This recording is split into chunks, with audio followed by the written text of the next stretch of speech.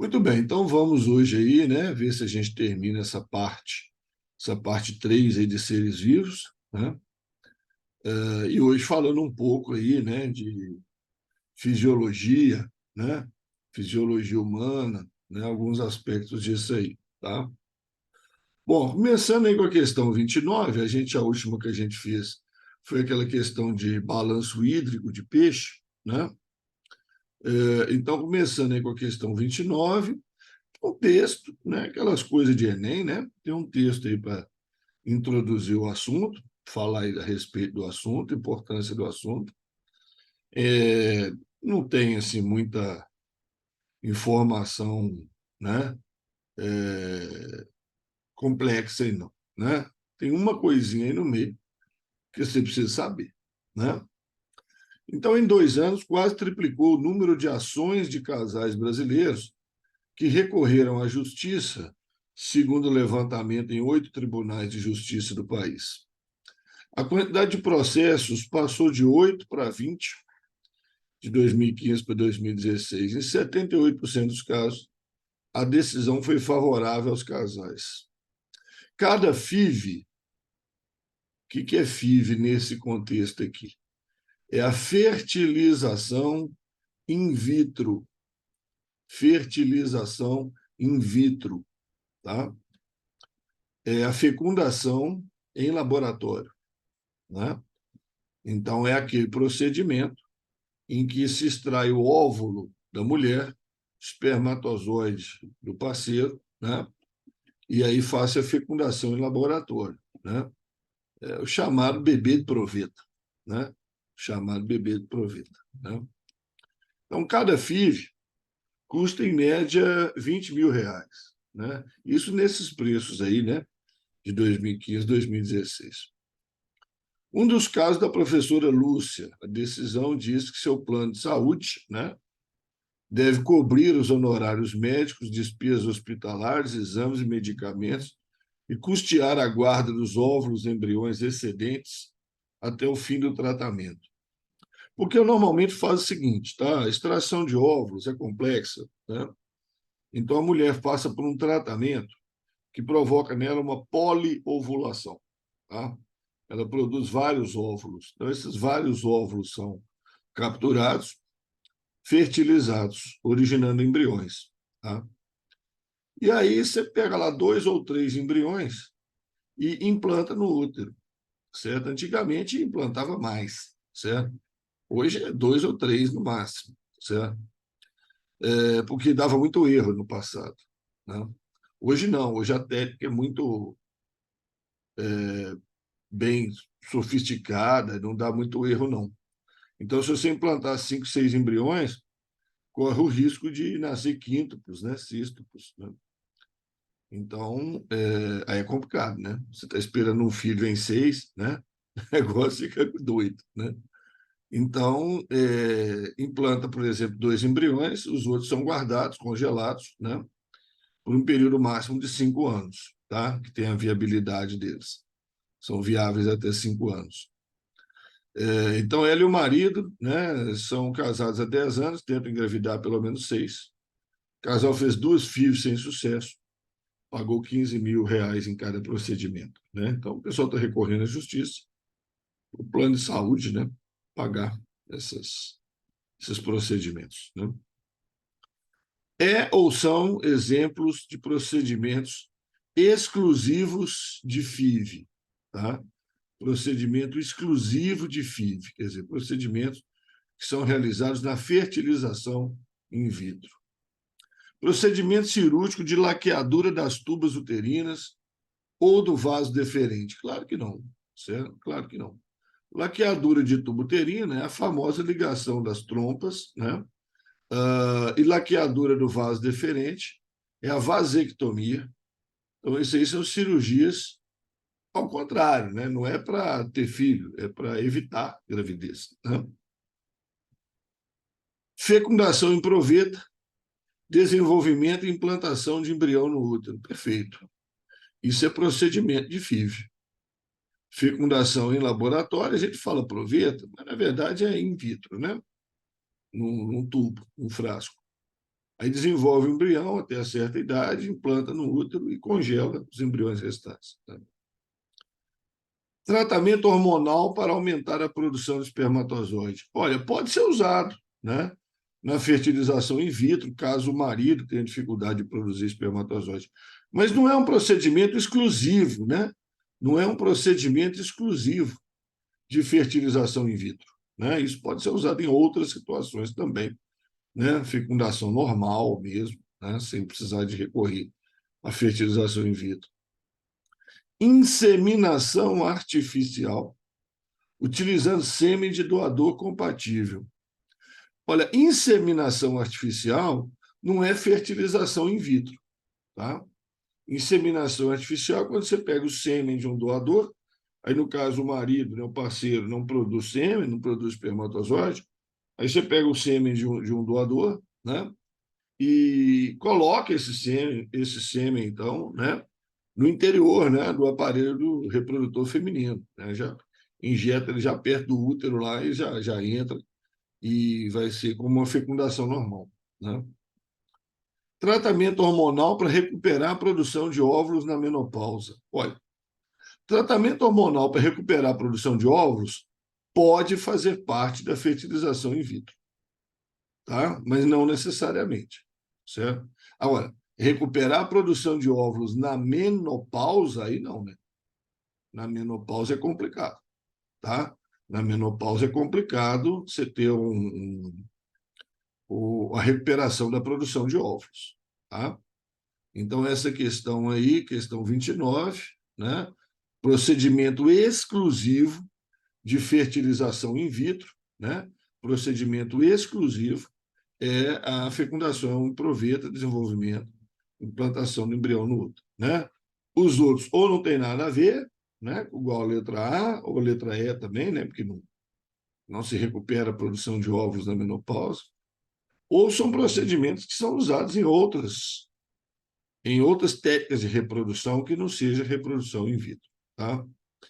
Fertilização in vitro. O conjunto das técnicas, né? O conjunto das técnicas de reprodução desse tipo, tá?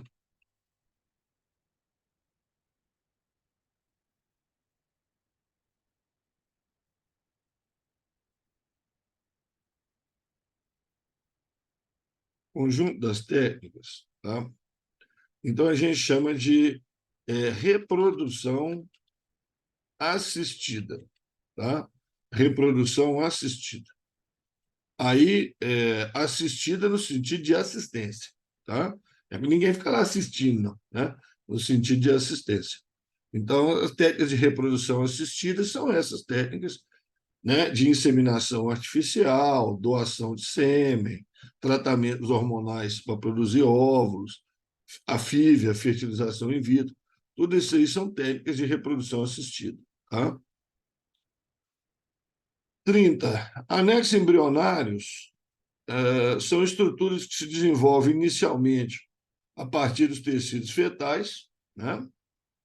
E que auxiliam o embrião durante o desenvolvimento.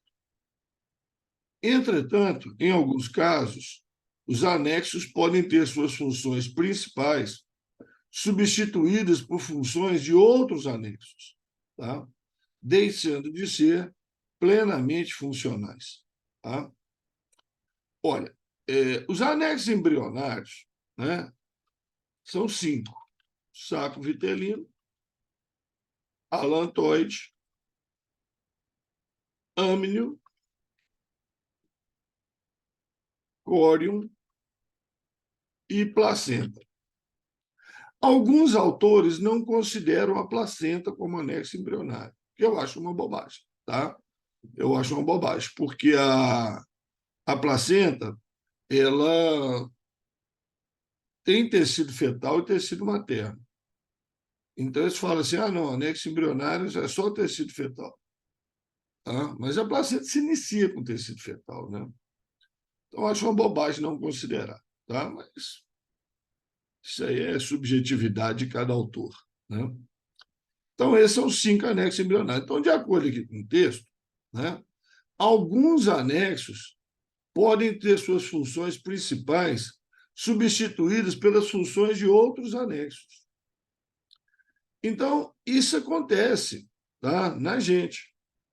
Isso acontece na gente, nós, mamíferos placentários. Tá?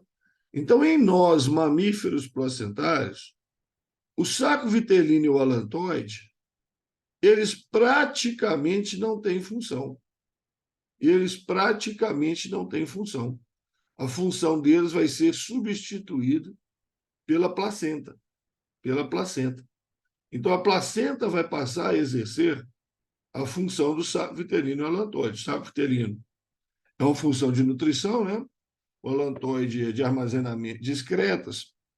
Então, a placenta, em nós mamíferos placentários, ela vai fornecer, nutrição e vai eliminar os excretas. Tá? Então, em nós mamíferos placentários, a placenta assume essas funções, tá? Que seriam funções do saco vitelino e alantoide. Tá? Então, a gente fala que, em termos de anexos embrionários funcionais,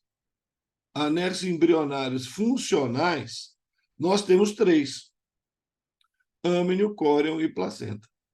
Tá? Âmnio, córeo e placenta. Quer dizer, nós temos os 5 anexos. Tá? Nós temos os 5 anexos. Beleza?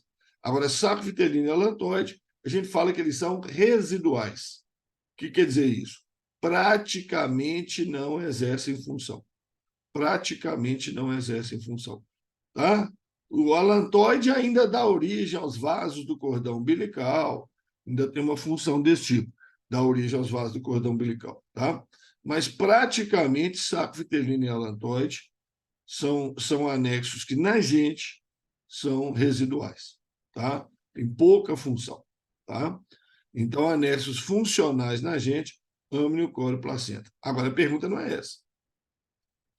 Os anexos embrionários funcionais, que podem ser encontrados simultaneamente em aves e mamíferos, né?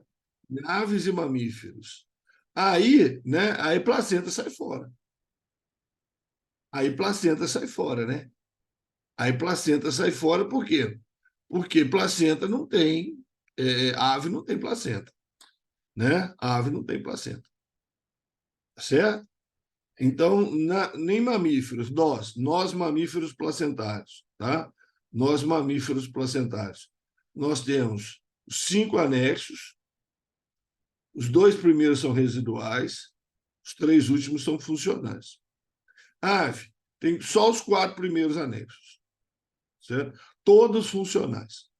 Em ave, todos os anexos são funcionais. Agora, ele quer saber aqui simultaneamente, né? Então, é o âmnio e o córeo, tá? Que são simultaneamente funcionais em mamíferos e aves. Beleza? Beleza? O chat está aberto aí, tá, gente? Qualquer dúvida, coloca aí, tá bom? Bom, passar para os sistemas, né, para a fisiologia. Sistema digestório, que eu particularmente odeio esse nome, certo? Para mim é sistema digestivo, tá? Tem nada de chamar de digestório, né? Mas tudo bem, vai, né? Não tem problema não. Deixa, né? Não vamos brigar por causa disso. Então, o sistema digestório, ele tem uma coisa que eles amam perguntar, que são as secreções, a função das secreções do sistema digestório, né? Então, nós temos 5 secreções principais, né? A bile, produzida no fígado, né? Produzida no fígado, que faz a emulsificação das gorduras. O que é isso? Transforma gotonas de gorduras, né, em gotinhas de gorduras. É uma ação semelhante a detergente, né? Faz isso com as gorduras, óleos e gorduras aí na cozinha também. Então, a bile ela transforma gotonas de gorduras em gotinhas de gordura facilitando, aumentando a superfície de contato, facilitando a ação enzimática, né? O suco gástrico, ele tem um ácido clorídrico, tá? E ele tem a pepsina,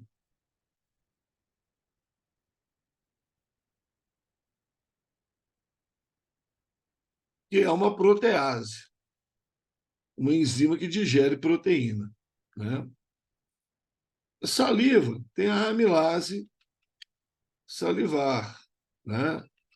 Digere amido, formando moléculas de maltose, certo? O suco pancreático ele é complexo, ele tem bicarbonato de sódio, exatamente para neutralizar a acidez do suco gástrico, quando passa para o intestino, né? O suco pancreático é lançado do intestino. Tá? Tem tripsina e quimotripsina, que também são proteases. Tá? Tem uma lipase, que digere lipídio, e tem uma amilase, né? Que é a amilase pancreática. Porque a amilase salivar não dá conta de digerir todo o amido que entra na nossa alimentação, né?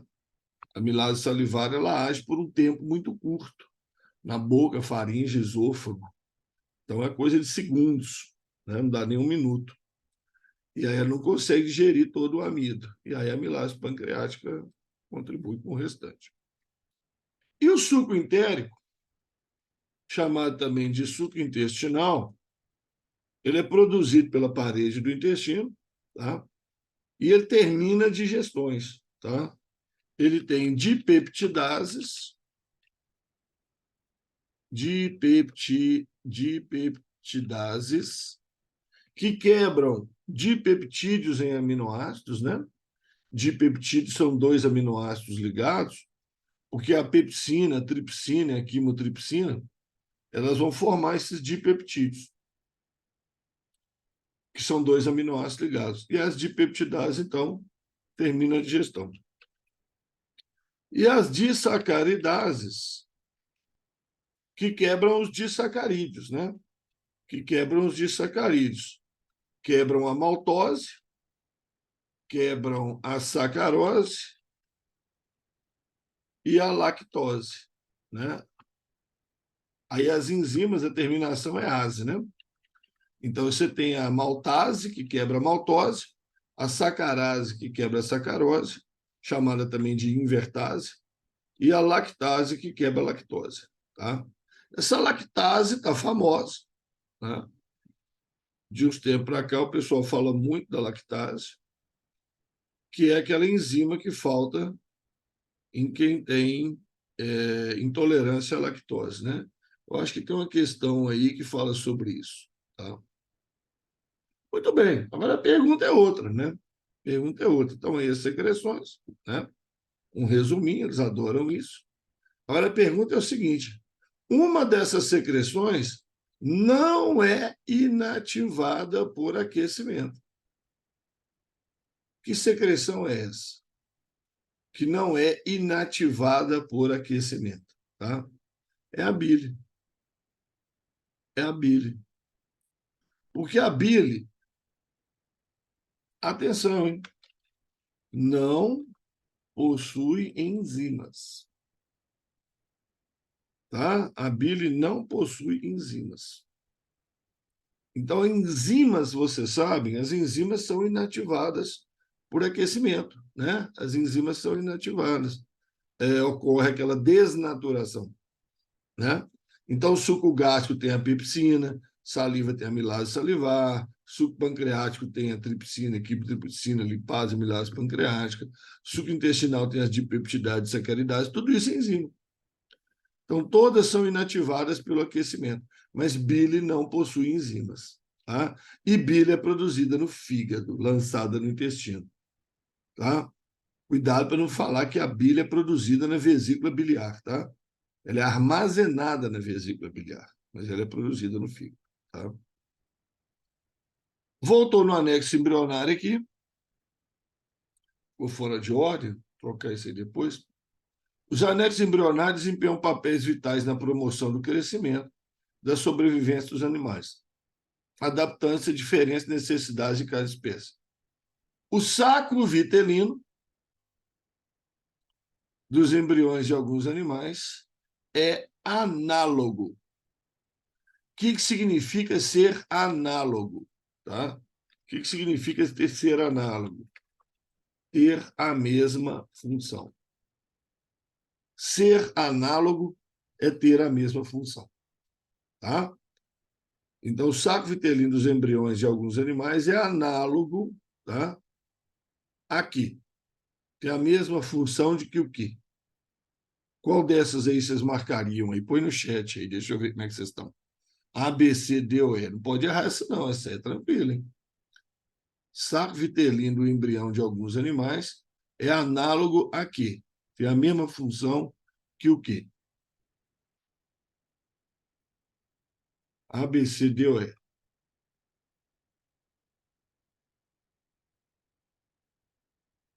Já temos uma resposta certa ali, tá? Muito bem. Letra D de dado, tá? Letra D de dado. O cotilédone das sementes do feijão, tá? Porque o cotilédone, né, são aquelas duas metades da semente do feijão, certo? Aquelas duas metades que armazenam amido, né?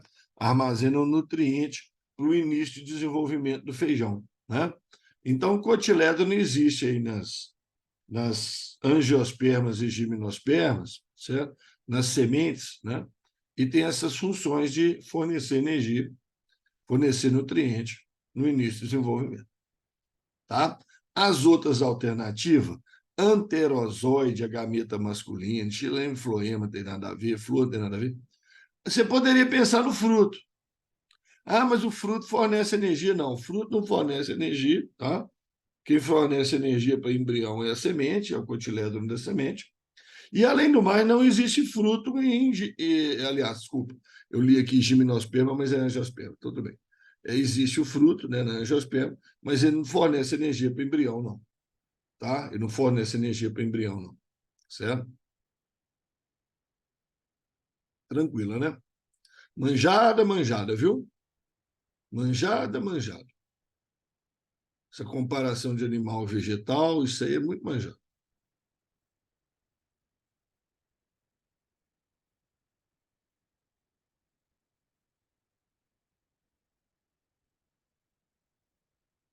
Aí, textozinho, né? Trazendo algumas informações, contextualizando o assunto, né? Texto tirado, que eu tirei de site do governo federal, eles amam isso, né? Campanhas e tudo mais, né? Do próprio governo, eles tiram muito isso, sempre tiraram, tá? Todos os governos aí sempre tiraram. Para mostrar, né? O governo fazendo alguma coisa, né? O aleitamento materno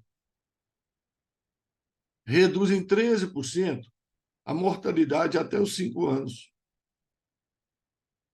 Então, crianças que amamentam, mortalidade diminui 13% até os 5 anos. Evita diarreia, infecções respiratórias, diminui o risco de alergia, de diabetes, de colesterol alto e de hipertensão.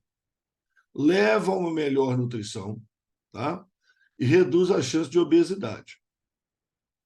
Além disso, o ato do aleitamento contribui para o desenvolvimento da cavidade bucal do pequeno, do bebê, e promove o vínculo afetivo entre a mãe e o bebê, né? O Ministério da Saúde e a Organização Mundial de Saúde trabalham durante o mês do aleitamento materno para promover a importância do leite da mãe, que deve ser o alimento exclusivo do bebê nos primeiros 6 meses de vida e que traz diversos benefícios aos pequenos e suas mamães, certo? O leite materno é completo, né, gente? O leite materno é um alimento completo. Ele é isento de contaminação, ele já sai na temperatura adequada, né? é sem custo, né? Então, é importante. Agora, é claro, né, para a mãe produzir leite, ela tem que estar também alimentada, né? Ela tem que estar nutrida, certo?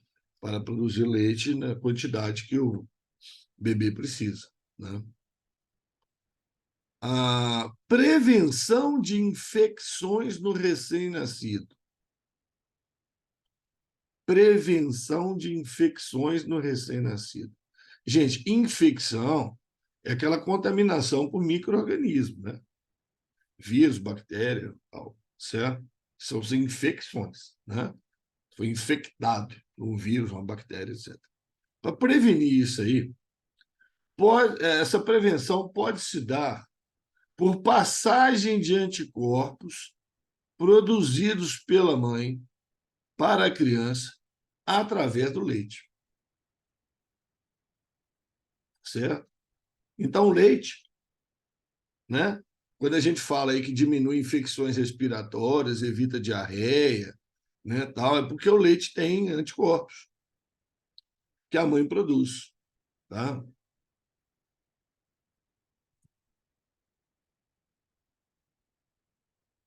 O recém-nascido só produz anticorpos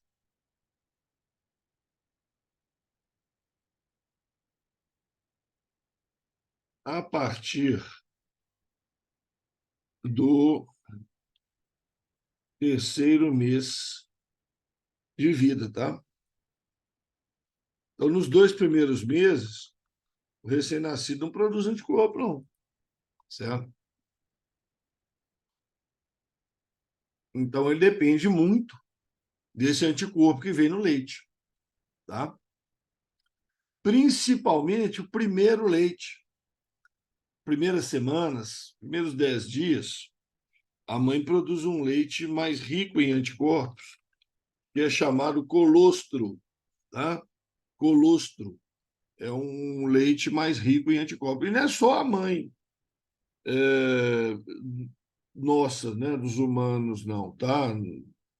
Do gato, do cachorro, do bezerro, do leão, do tigre, do macaco, tá? O primeiro leite é mais rico em anticorpos, certo? Isso é muitíssimo importante, tá? Então, a prevenção de infecções, o leite ajuda nisso, porque passa anticorpos para a criança se defender. Para induzir a produção de alguns anticorpos pela mãe, para induzir a produção de alguns anticorpos pela mãe, é importante que ela receba soro rico em anticorpo. Não, né? Se ela já recebeu o anticorpo, então ela não produziu, né? Ela já recebeu, tá? Ela se exponha a vários agentes patogênicos. Ah, legal, né? Ela vai se expor a vários vírus, bactéria maluca, né? Acaba morrendo, né? Se ela fizer isso, né? Então não é por aí, certo? Ela receba certas vacinas durante o período pré-natal, quer dizer, antes do menino nascer. Exatamente, exatamente, tá? E tem uma vacina, tá? Que é importantíssima da mãe receber durante a gravidez, tá? Alguém sabe qual vacina que é? Alguém sabe qual vacina que é? Que é importantíssima a mãe receber durante a gravidez para produzir anticorpos e passar esses anticorpos para o menino? A vacina anti, anti, anti. Vergonha não, gente. Só eu que estou vendo as respostas suas aí. Anti, não. Não é antirrábica, não. Anti, dá uma pista aí, ó.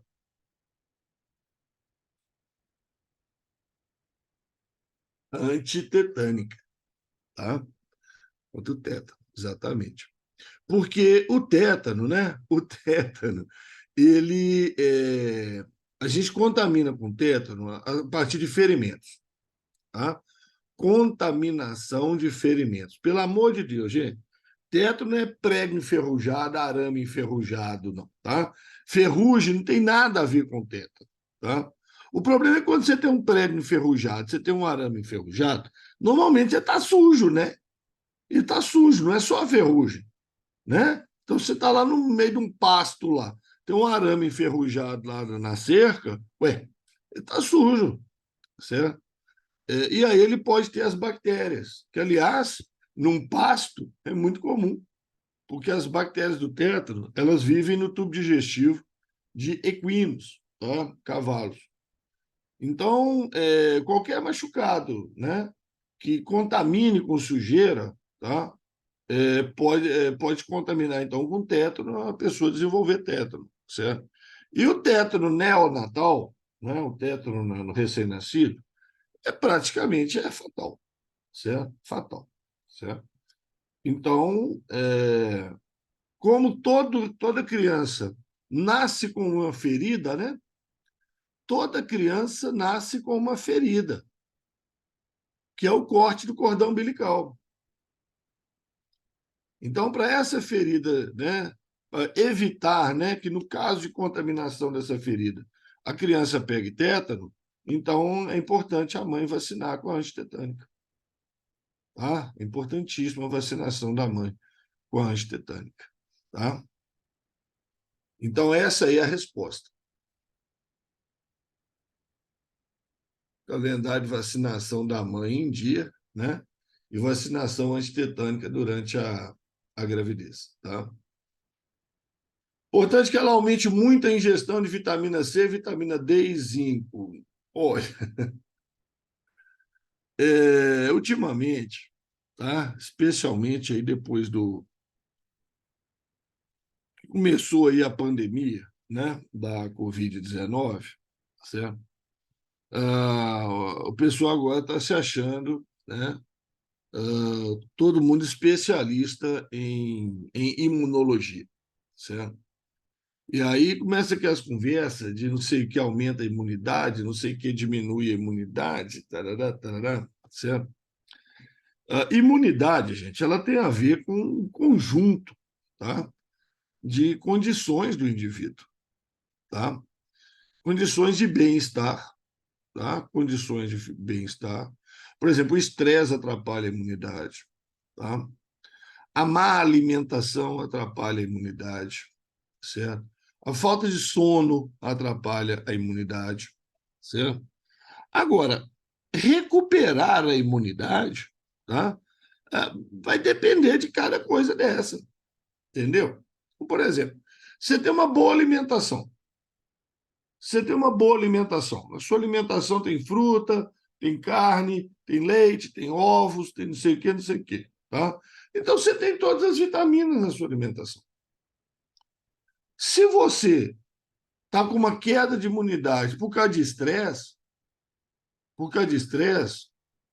não vai ser tomando vitamina que você vai recuperar a imunidade. Entendeu? Tá? Você tem várias causas de perda de imunidade. A minha perda de imunidade é porque eu estou com estresse, ansiedade, depressão, não estou dormindo direito, tarará, tarará, certo? E isso provoca queda de imunidade, tá? Tá bom, estou com queda de imunidade. Vou na farmácia e tomo vitamina, compro vitamina C, D, zinco, não sei o que lá, certo? Não, ué, tá? Isso não é a causa da minha falta de imunidade. Perceberam? Perceberam? Tá? Então virou, né, depois da questão da pandemia, virou meio assim um mantra, né? Um mantra, tá? A pessoa achar que imunidade baixa vai curar com cápsula de vitamina. Tá? Se a causa da imunidade baixa for má alimentação ou má absorção dos nutrientes, tudo bem, certo? É por aí, certo? Mas não é sempre, né? Tá? Não é sempre. Então, a relação, uma parte do conhecimento está certo, mas a conclusão está errada, né? É importante que não se corte o cordão umbilical por várias horas após o parto. Não, tem nada a ver, não. Tá? Tem nada a ver, não. Tem que cortar o cordão umbilical, sim, tá? Porque, né, a placenta vai se soltar e aí, se não cortar o cordão umbilical, o menino vai morrer sufocado, tá? Então, tem que cortar o cordão umbilical, sim, tá bom? Então, não tem nada disso, não. Assunto muito importante, hein, gente? Tá? Assunto muito importante, certo? Amamentação, tá? Assunto muito importante. Bom, dos sistemas, tá? Dos sistemas, fisiologia humana, né? Que cai na prova do Enem, eu acho que de longe, tá? O que mais cai é o sistema endócrino, tá? O mais cai é o sistema endócrino, de longe, certo? Eles gostam do digestivo, digestório, né? Certo? Recentemente perguntaram até do nervoso, tá? Ah, mas de longe, tá? O que eles mais gostam é o endócrino, tá? Então, costuma-se dizer que a hipófise, que é a nossa principal glândula endócrina, é o grande maestro da orquestra de glândulas, né? Contudo, parece que quem compõe a música é o hipotálamo.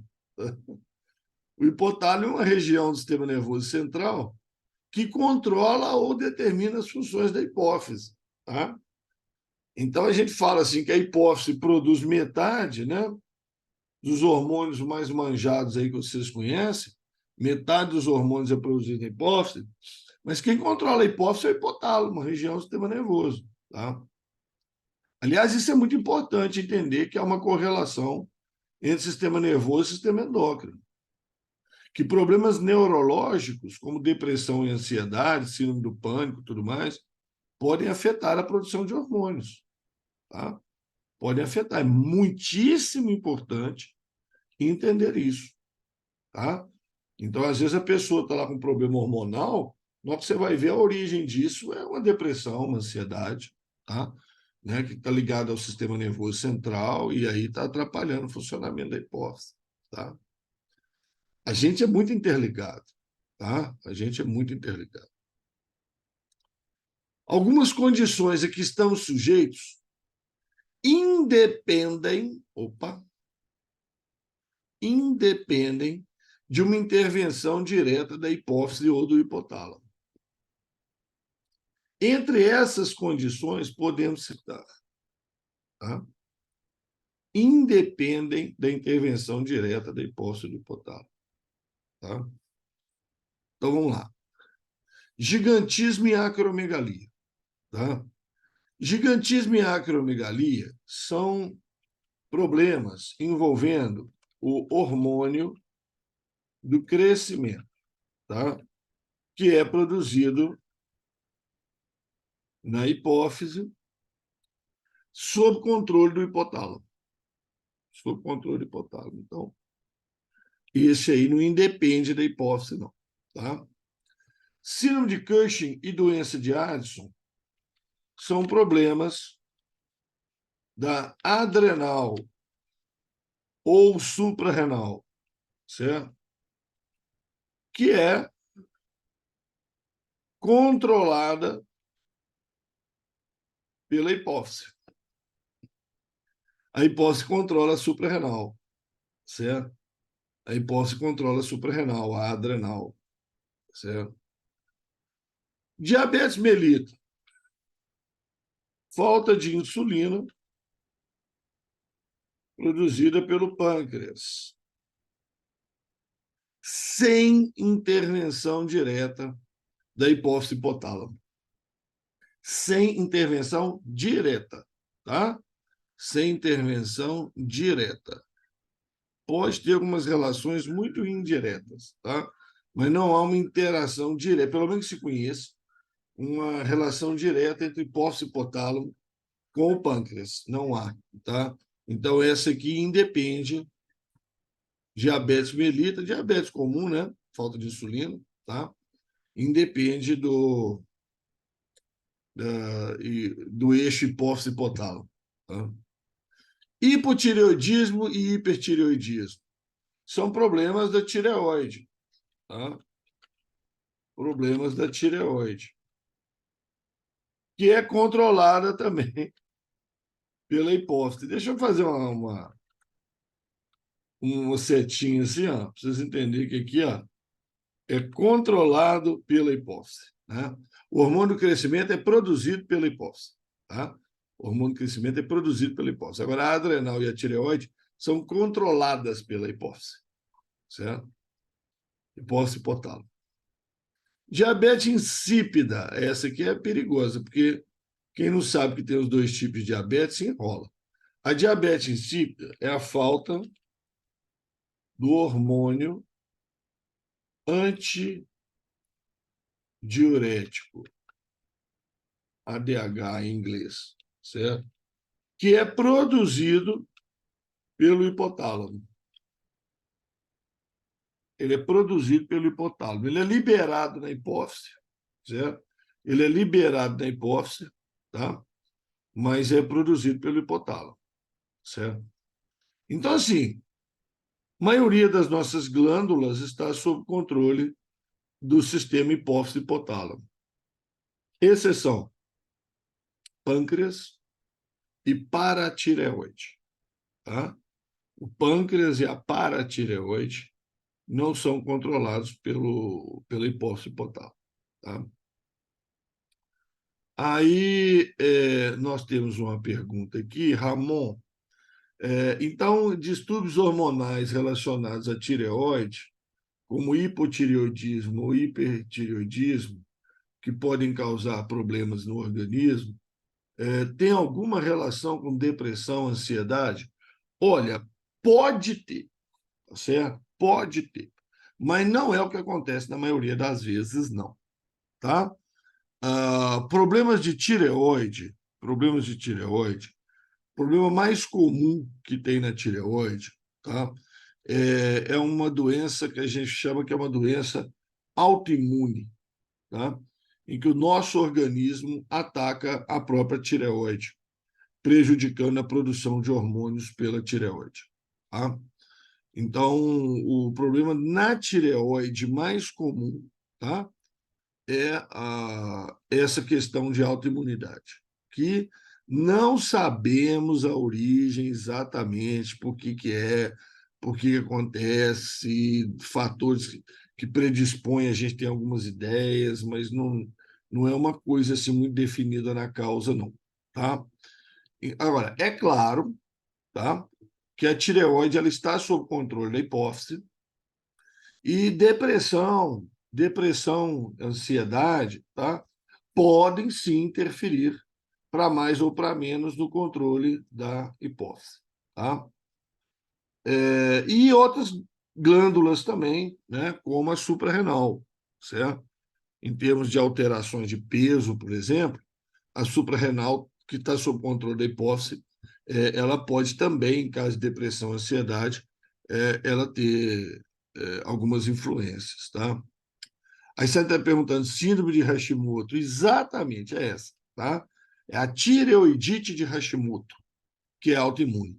É exatamente essa aí, eu não quis usar o nome, não, mas é exatamente essa aí. A tireoidite de Hashimoto é uma condição em que a pessoa produz anticorpos contra a tireoide, que é 3 a 4 vezes mais comum em mulher do que em homem, certo? E aí a tireoide para de produzir hormônios, tá? Isso pode levar à obesidade, pode levar a uma série de problemas, né? Mas a reposição hormonal é fácil, né?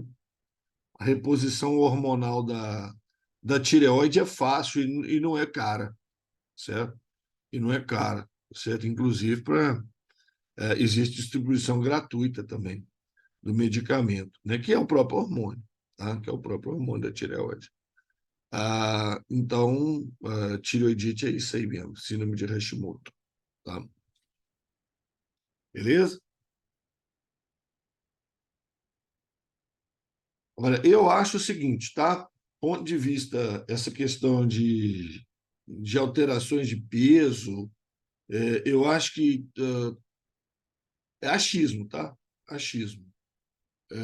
Eu acho que quando a gente fala de depressão, ansiedade, está mais ligado à suprarrenal, tá? Eu acho, certo? Eu acho que a suprarrenal, depressão, ansiedade, pânico, tá? A suprarrenal é extremamente sensível a isso, tá? Extremamente sensível a isso, suprarrenal, tá? Mais do que a tireoide, tá? Mais do que a tireoide. Algumas pessoas que sofrem com a diabetes mellitus, né? Então, diabetes mellitus, a falta de insulina, né, produzida pelo pâncreas, precisam aplicar insulina no organismo, diretamente no tecido subcutâneo, né? Injeção de insulina. Infelizmente, não é possível simplesmente ingerir um comprimido ou cápsula contendo insulina, como é feito no hipotireoidismo, que o hormônio da tireoide você pode ingerir, mas a insulina você não pode ingerir, tá? Entre outras razões, por quê? Por quê? Tá? Pelo seguinte, a insulina ela é uma proteína. Se você ingerir a proteína, tá? Se você ingerir a insulina, ela vai ser digerida, ela vai ser destruída, tá? Pelo suco gástrico, que tem uma protease, né? Que digere insulina, digere proteína, tá? E pelo suco pancreático, que tem aqui a tripsina, a quimotripsina e mais algumas outras lá que digerem proteína também. Então, você não pode beber insulina, tá? Se você ingerir a insulina, ela vai ser destruída, tá? Da mesma maneira, você não pode ingerir hormônio de crescimento, né? A pessoa que tem nanismo, por exemplo, né? Que é a falta do hormônio de crescimento quando criança, ela não pode ingerir. Se ela ingerir o hormônio de crescimento, é destruído. Ele é uma proteína também. Agora, o hormônio da tireoide é um aminoácido. Ele é um aminoácido modificado, então ele não é digerido. Então ele não é digerido, então você pode usar um comprimido, né? Do hormônio da tireoide. Porque ele não é proteína, ele é um aminoácido já. Tá certo? E já é a unidade, né? O aminoácido. Não sofre digestão, tá? Então, essa é a razão. Então, nenhum hormônio absorvido pelo trato gastrointestinal é assim, né? O hormônio da tireoide, o hormônio da suprarrenal são absorvidos, né? Os corticoides, por exemplo. Comprimido ou cápsula teria gosto insuportável, não tem nada a ver. Bactérias iriam absorver todo o hormônio, não, nada disso. Ser eliminado nas fezes, uma vez que é lipossolúvel, não tem nada a ver. Tá? Então, ele seria destruído ao longo do tubo digestivo pelas proteases, né? Pelas proteases, pelas enzimas que digerem proteína. Beleza? O sangue, que é bombeado para o pulmão humano, deve retornar ao coração rico em oxigênio para ser conduzido aos demais sistemas de órgãos. Então, vamos ver aqui. Ó. Átrio direito, átrio esquerdo. Ventrículo direito, ventrículo esquerdo. Certo? O sangue rico em oxigênio, o sangue rico em oxigênio vem dos pulmões, por essas duas veias aqui, e por aquelas duas do lado de lá. Essa seta está errada, tá? Essa seta aqui está erradíssima. Eu peguei esse desenho na internet, não reparei. Essa seta está erradíssima. Esse sangue aqui, ó, chega de... Esse aqui vem do pulmão esquerdo, né? Esse aqui vem do pulmão direito, são jogados no átrio esquerdo. Então, o sangue rico em oxigênio passa para o ventrículo esquerdo, sai pela artéria aorta, tá? Essa aqui é a artéria aorta, que vai levar sangue para o seu corpo inteiro, né? Artéria aorta. Depois que seu sangue passou no corpo inteiro, ele volta, né, pela veia cava. Tem duas, veia cava superior, veia cava inferior.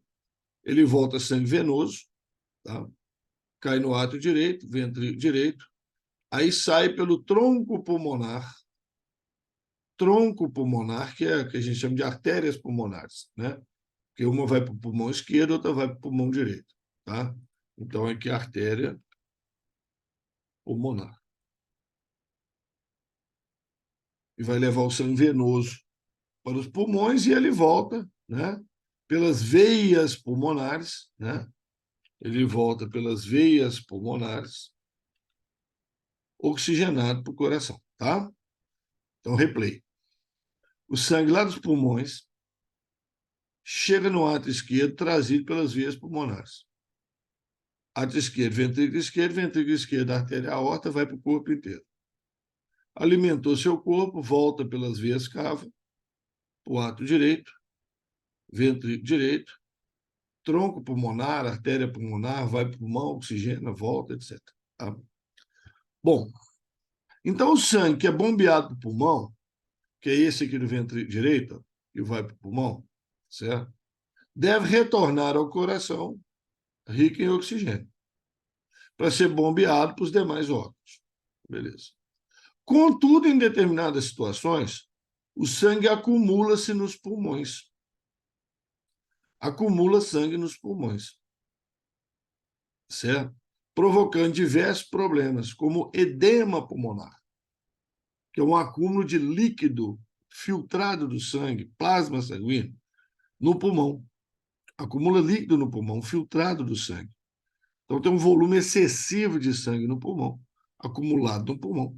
Isso extravasa um líquido que vai inundando os alvéolos pulmonares e vai matar a pessoa afogada no próprio plasma. Afogada no próprio plasma. Então, esse é o edema pulmonar. Esse acúmulo de sangue nos pulmões pode estar relacionado com. Gente, pergunta puxada,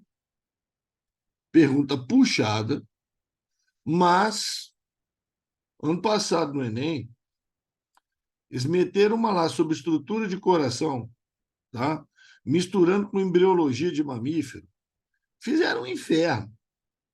Fizeram um inferno. Tá? Assim, eu sabia responder porque minha especialidade é morfologia. Minha especialidade é morfologia. Mas não é coisa que, entendeu? Você aprende nem normalmente na faculdade, não. Certo? Botaram uma questão lá muito louca. Então, perto da que caiu, essa aqui é fácil demais. Certo? Estamos falando o seguinte, ó, está acumulando sangue no pulmão. Está acumulando sangue no pulmão, tá?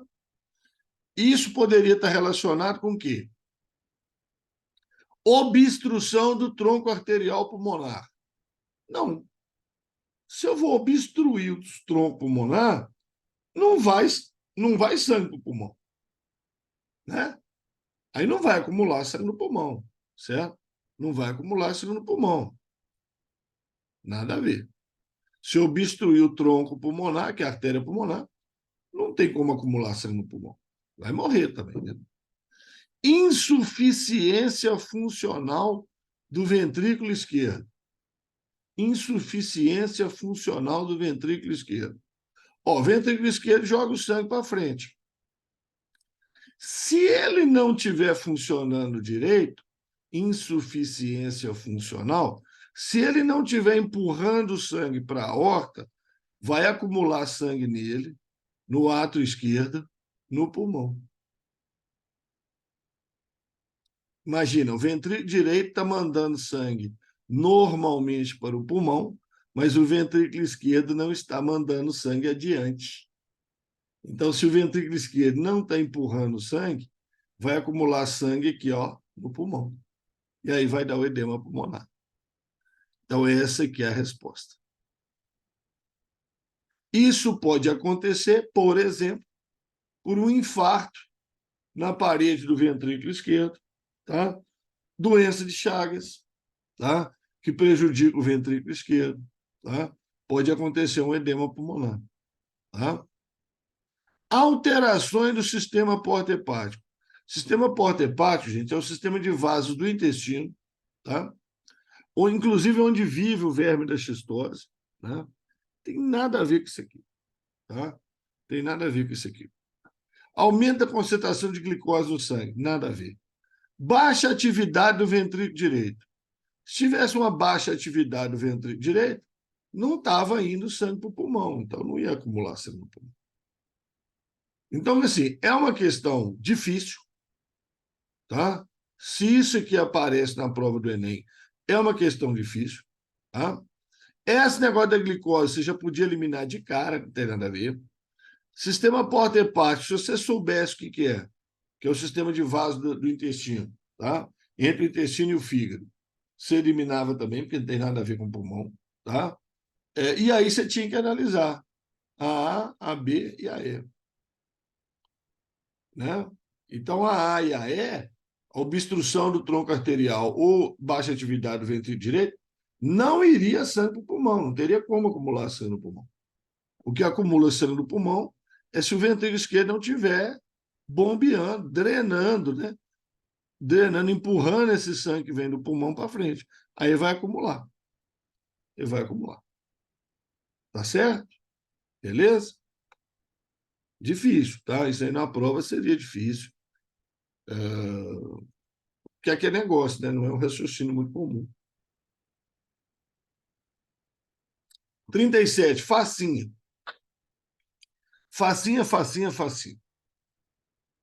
É comum, na entrada de grandes túneis usados por carros, ônibus e caminhões, a existência de placas ao longo do trajeto, né, alertando os motoristas para desligarem os motores em caso de engarrafamento no interior do túnel.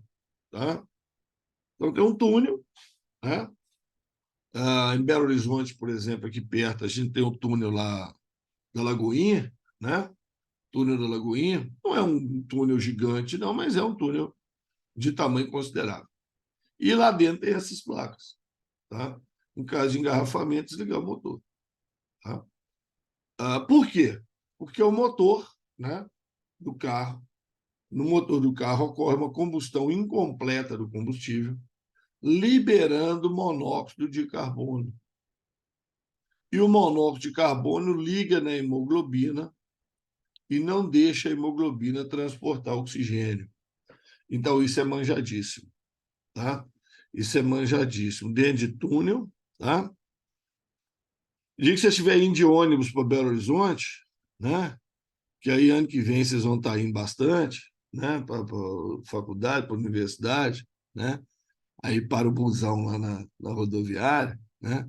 Você vai ver que na entradinha dos ônibus na rodoviária tem lá, senhor motorista, desliga o motor ao estacionar, né? Que é para o cara estacionar o ônibus e desligar o motor. Não é ficar com o motorzão ligado lá embaixo da rodoviária, não, que vai encher ali de monóxido de carbono, vai intoxicar as pessoas, tá? Então, monóxido de carbono intoxica mesmo, combustões incompletas. Não é para economizar combustível, não é para diminuir ruído, não é para aumentar os níveis de oxigênio, nem manter a umidade do ar, não tem nada a ver com isso aí. Tá certo? Isso é manjadíssimo, isso aí.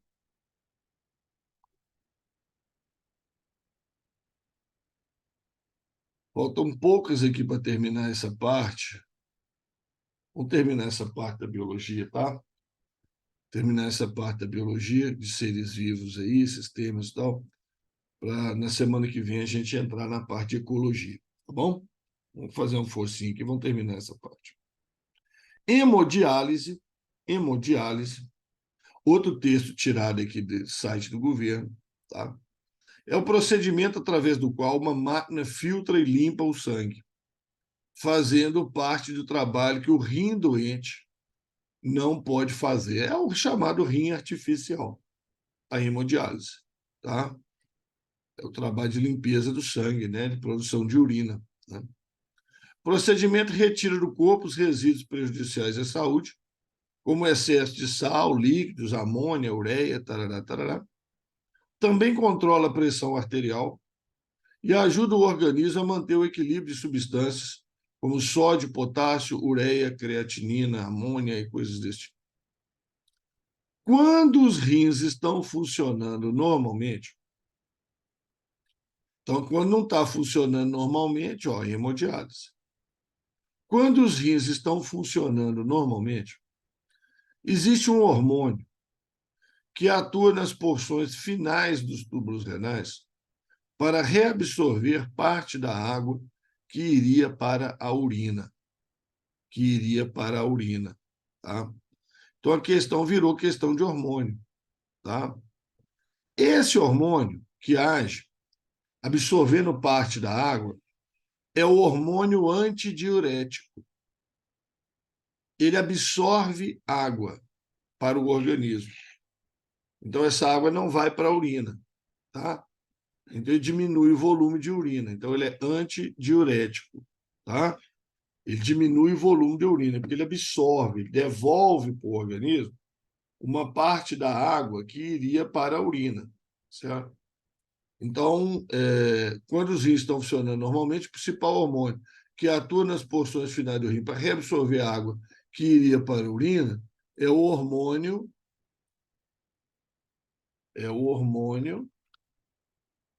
antidiurético, ADH,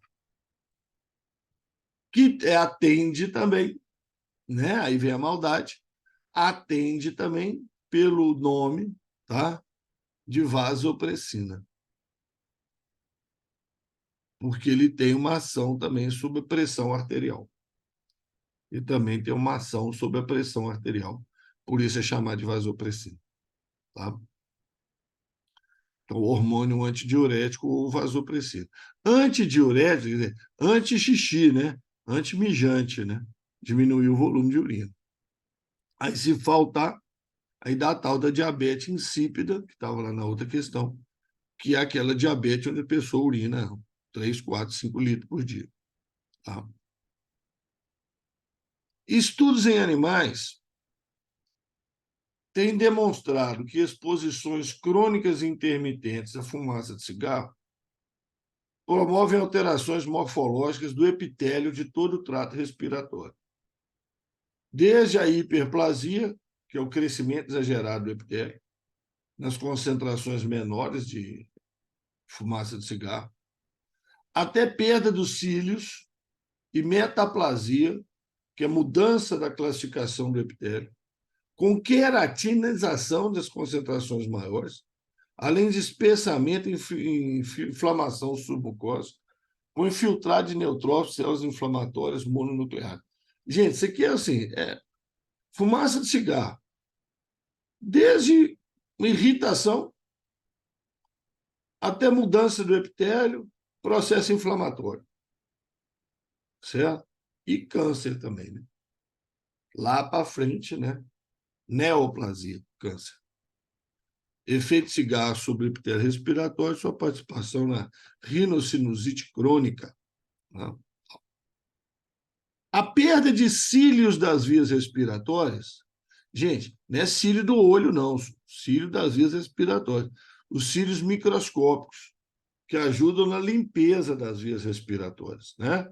Na via respiratória, cavidade nasal, traqueia, brônquio, existe muco, onde partículas de poeira do cigarro, por exemplo, agarram, e os cílios varrem isso.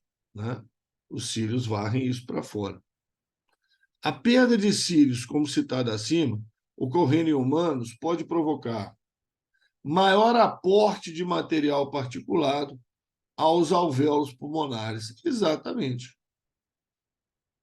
Maior aporte, maior chegada de material particulado, partículas, cinza, né? Fuligem, lá nos alvéolos pulmonares. Tá?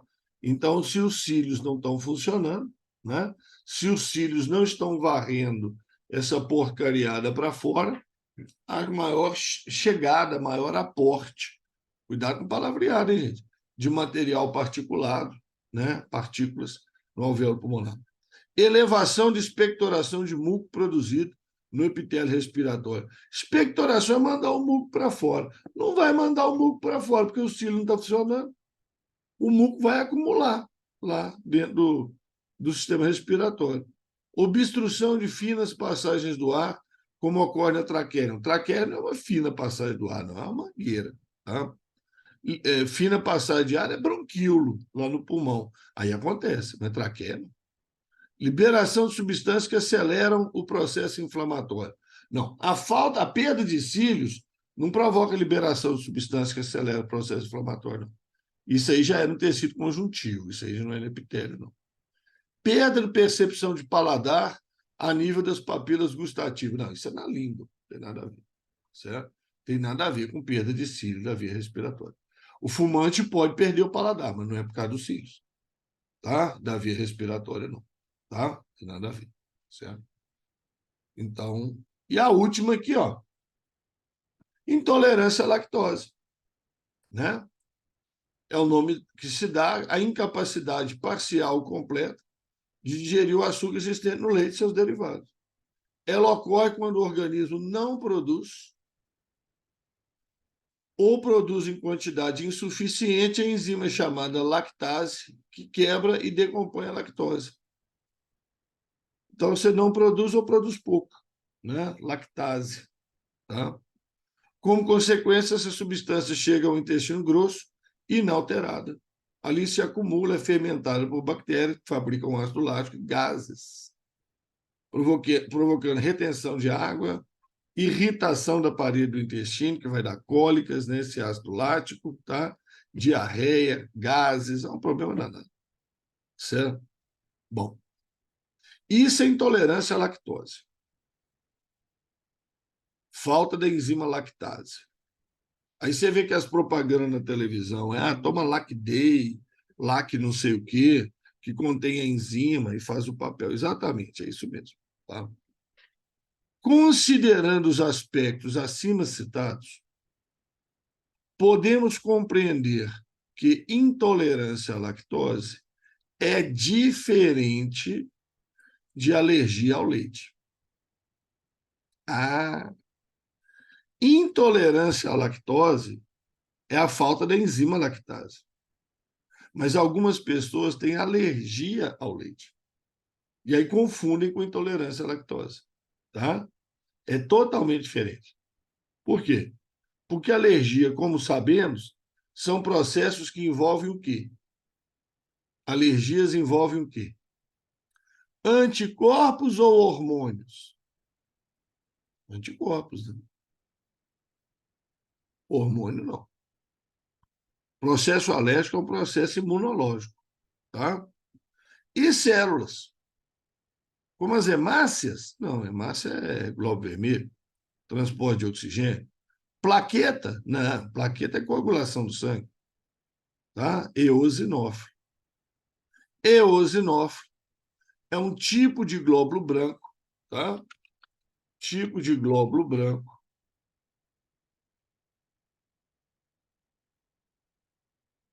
que participa dos processos alérgicos, tá?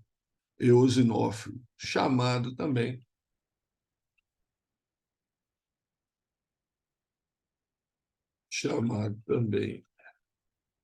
de acidófilo, tá? Então, letra A. Você tinha que eliminar o hormônio, tinha que eliminar a hemácia e plaqueta. Aí sobrou o eosinófilo, é ele. Né? Depois que você eliminou o que não pode ser, o que sobrou é isso. Perguntinha, Ramon, processos alérgicos em geral tem a ver com anticorpos? Tem. Processos alérgicos em geral tem a ver com anticorpo. Tá? Processos alérgicos tem a ver com anticorpo, tá? Tem a ver com eosinófilo, tem a ver com uma outra célula do conjuntivo, que é o mastócito, tá? Tem a ver com o linfócito, tá certo?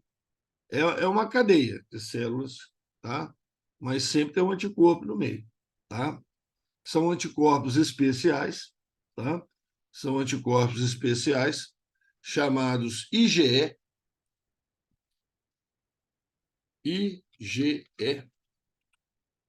imunoglobulina E, tá? São anticorpos especiais que eles se fixam na membrana dos mastócitos, tá? Que é uma célula do conjuntivo. Então, no processo alérgico, sempre tem a IgE, tá? Ela associa com os mastócitos e, em contato com o antígeno, né, que desencadeia a alergia, ela libera substâncias que provocam o fenômeno da alergia. Tá?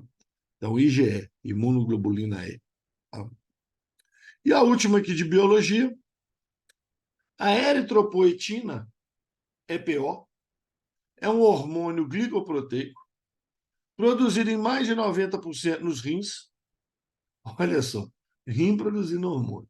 Tá? Os outros 10% normalmente é no fígado. Tá? Rim produzindo hormônio. É um hormônio glicoproteico produzido em mais de 90% nos rins, como resposta à diminuição da oxigenação tecidual. Tá? Diminuiu a oxigenação dos tecidos. Você produz eritropoetina. Eritropoetina, que é o fator regulador da eritropoiese. Entendi nada, Ramon. Eritropoiese, então, representa o principal hormônio regulador da formação de eritrócitos. Eritropoiese é formação de eritrócitos. O que é eritrócito? Hemácia. Globo vermelho. Eritro é vermelho. Né? Então, esse é o hormônio que produz hemácias. Esse é o hormônio que produz hemácias. Quando falta oxigênio, produz eritropoetina. Falta oxigênio por tempo prolongado, tá, gente? Dias, semanas, meses, anos, tá? Aí o seu organismo produz a eritropoetina e a eritropoetina aumenta a produção de hemácias, tá? Exemplo, tá? Ah, moradores de altitudes, tá? Moradores de altitudes, certo? Feto, tá? Esses aí, ó, eles têm pouco oxigênio disponível. O feto tem que roubar o oxigênio do sangue da mãe. O ar na altitude, você pega essas cidades aí na altitude, La Paz, na Bolívia. La Paz está, se eu não estou enganado, 3.800 metros acima do nível do mar. Então, poxa, né? Ali falta oxigênio. Então, a falta de oxigênio estimula a produção de eritropoetina, que estimula a produção de hemácia. Tanto que moradores de altitudes, altitude é altitude, tá, gente? Não é 1.000 metros, não. Tá? Estou falando em 2.000, 3.000. Tal. A quantidade de hemácias no sangue deles é maior. O pessoal em La Paz, na Bolívia, e fetos, tem em torno de 7 milhões de hemácias por milímetro cúbico de sangue. Nós temos 5. Eles têm 7 milhões, nós temos 5. Certo? Então, isso é importante. Então, representa o principal hormônio regulador da formação de eritrócitos e atua através de estímulo à proliferação e divisão de células progenitoras presentes em certos tecidos do corpo. Então, o tecido onde há o predomínio dessas células progenitoras de eritrócito, célula mãe do eritrócito, a célula que vai formar o eritrócito, tá? O eritroblasto, tá? Célula que vai formar o eritrócito. Onde tem predomínio dessas células em qual tecido adulto? Qual tecido adulto que tem predomínio da formação de hemácias? Qual que é? Qual que é? A, B, C, D ou E? Formação de hemácias. Muito bem, já respondeu aqui certinho. Também, mais uma pessoa também. Medula óssea. Pelo amor de Deus, não confunda medula óssea com medula espinhal. Pelo amor de Deus, tá? Medula espinhal é medula nervosa, tá? Linfonodo produz glóbulo branco, fígado não produz nada disso, só na vida embrionária. Luz intestinal é a cavidade do intestino, produz nada. É o buraco do intestino. Luz intestinal luz é cavidade de um órgão, tá? Produz nada não, certo? Luz é cavidade. Cavidade do intestino, a luz do intestino, tá? Falar em Corinthians, né? Falar em Corinthians. certo? O Corinthians, uma vez, né, baixou uma ideia dos caras lá, dos jogadores dormirem, certo? Em tendas, tá? Com baixa concentração de oxigênio, certo? Dormirem em tendas com baixas concentrações de oxigênio, para estimular a produção de eritropoetina, para produzir mais hemácia, tá? Para ter um transporte de oxigênio mais eficiente durante o jogo de futebol, certo? Adiantou nada, perdemos 10 jogos seguidos, não adiantou nada, certo? Ideia muito doida. Agora, existe o doping, tá? O doping por eritropoetina, tá? Então, existem dosagens normais, né, de eritropoetina no sangue.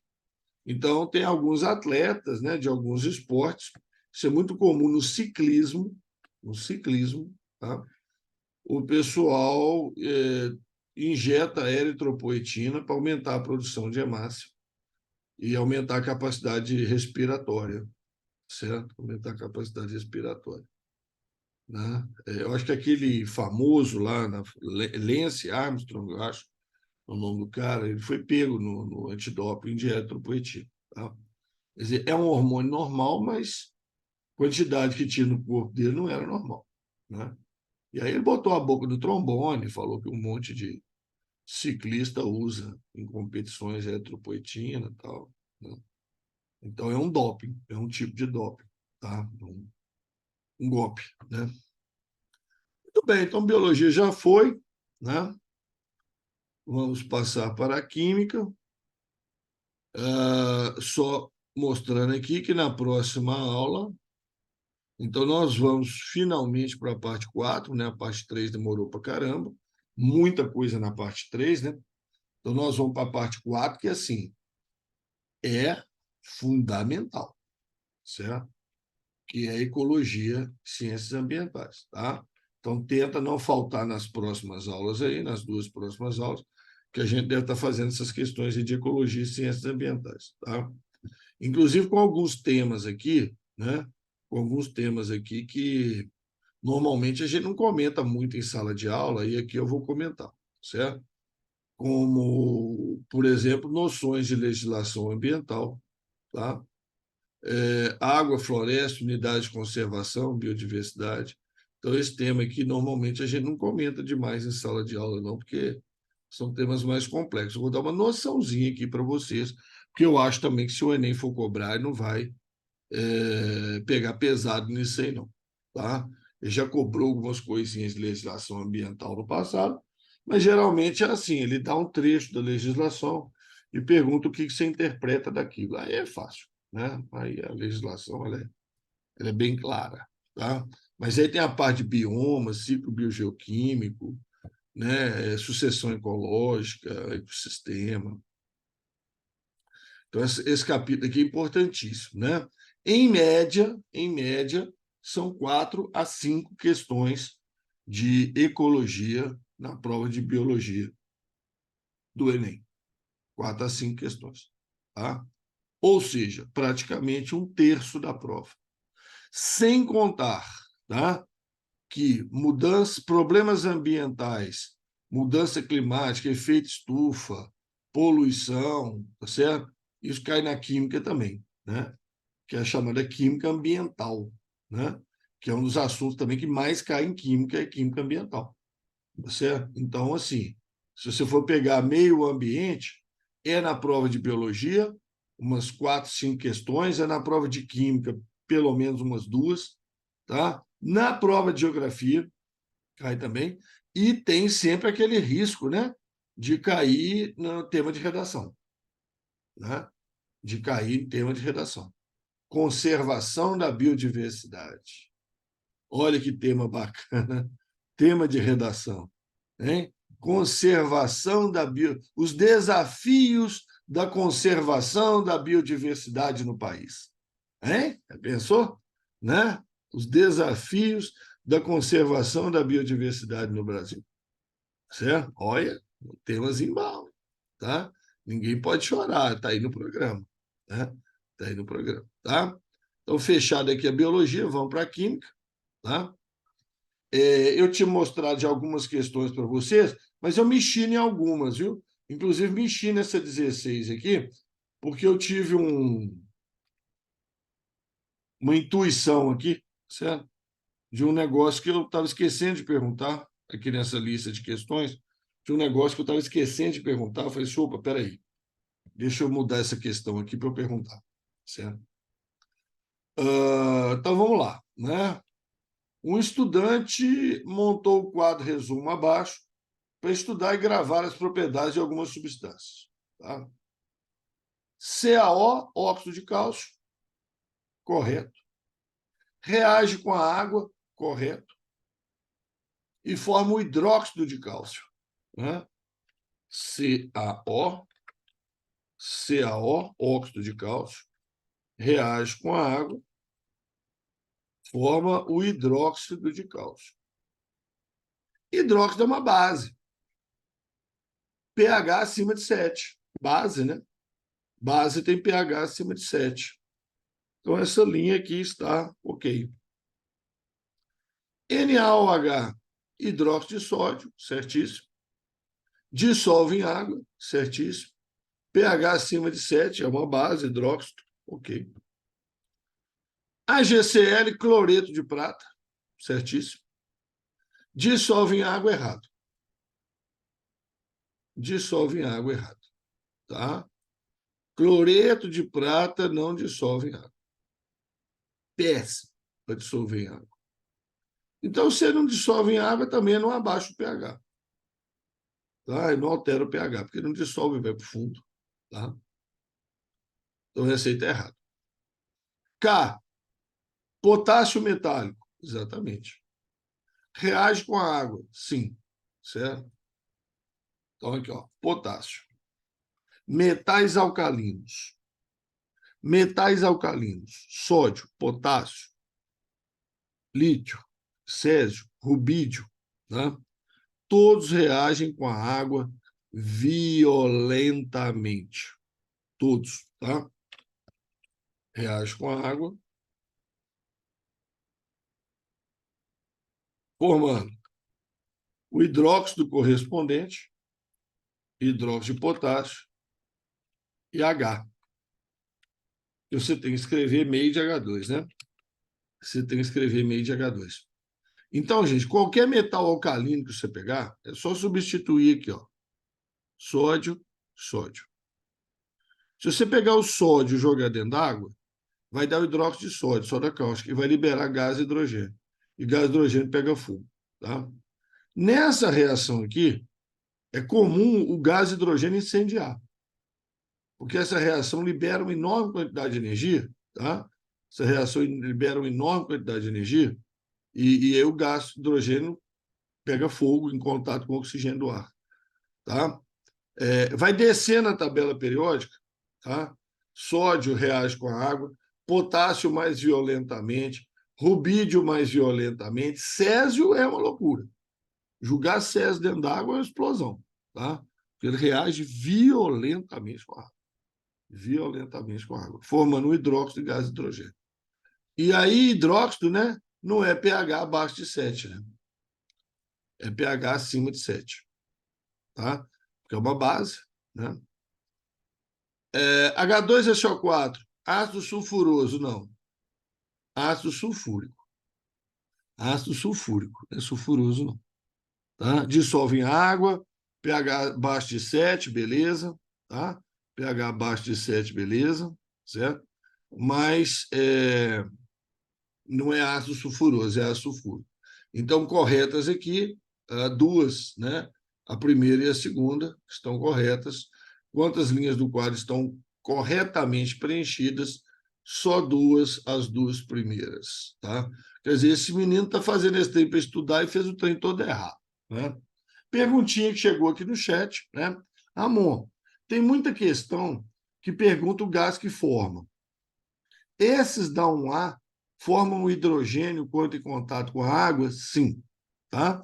Os da 1A e os da 2A. Tá? Os da 2A também. Só que a 1A, a reação é violenta. A reação é violenta. Tá? Então, é esse tipo de reação. É só você trocar o símbolo do elemento aí. Tá? Quando é 2A, então, por exemplo, o magnésio, tá? O magnésio, ele reage com a água também, aí tem que balancear. Tá? Dando o hidróxido de magnésio, tá? Mais H2, certo? Beleza? Aí 2A é só você trocar o símbolo Mg aqui. Cálcio com água vai dar cálcio H2, tá certo? Então, só trocar o símbolo, tá?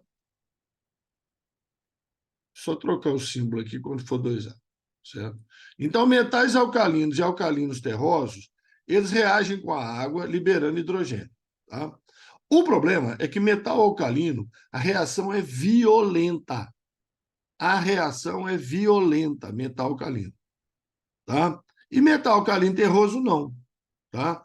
A reação é mais lenta, inclusive o magnésio, para reagir com a água, normalmente a gente tem que esquentar a água, tá? Pra você perceber melhor a reação, você tem que esquentar a água, certo? Em água fria, ele é ruim de reagir, certo? Mas reage, tá? Reage. Beleza? Então, 1A e 2A, tá? Atuais colunas 1 e 2, metal alcalino e alcalino terroso. A dissolução dos ácidos em água nem sempre é acompanhada pela ionização total do ácido. Hã? Entendi não, Ramon.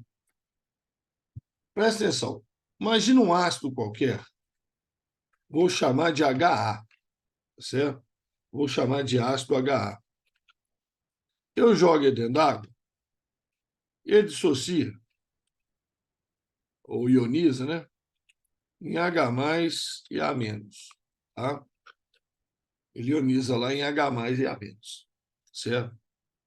Então, vamos supor que no início,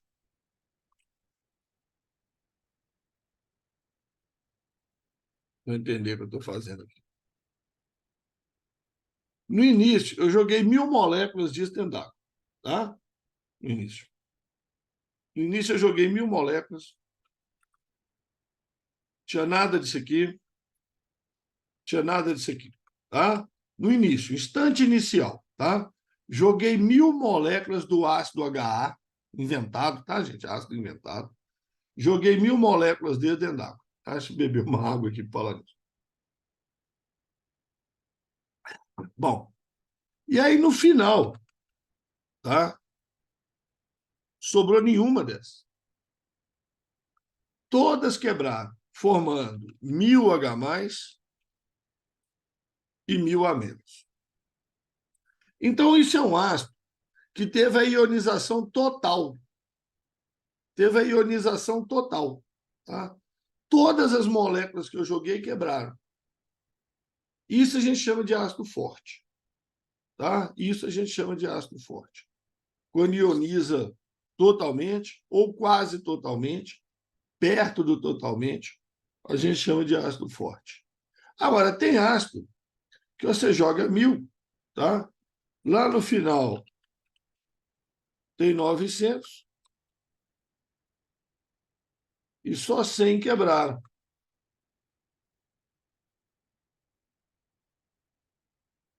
Aí a gente fala que é um ácido fraco. É um ácido fraco, um ácido que não ionizou muito, certo? Ele não ionizou muito. Das 1.000 moléculas que eu joguei, só 100 quebraram, formando 100H+ e 100A-, certo? 900 não quebraram. Então, isso eu chamo de ácido fraco, certo? Aí nós temos o seguinte: ácidos inorgânicos que têm oxigênio, tá? Que têm oxigênio. Eles são fortes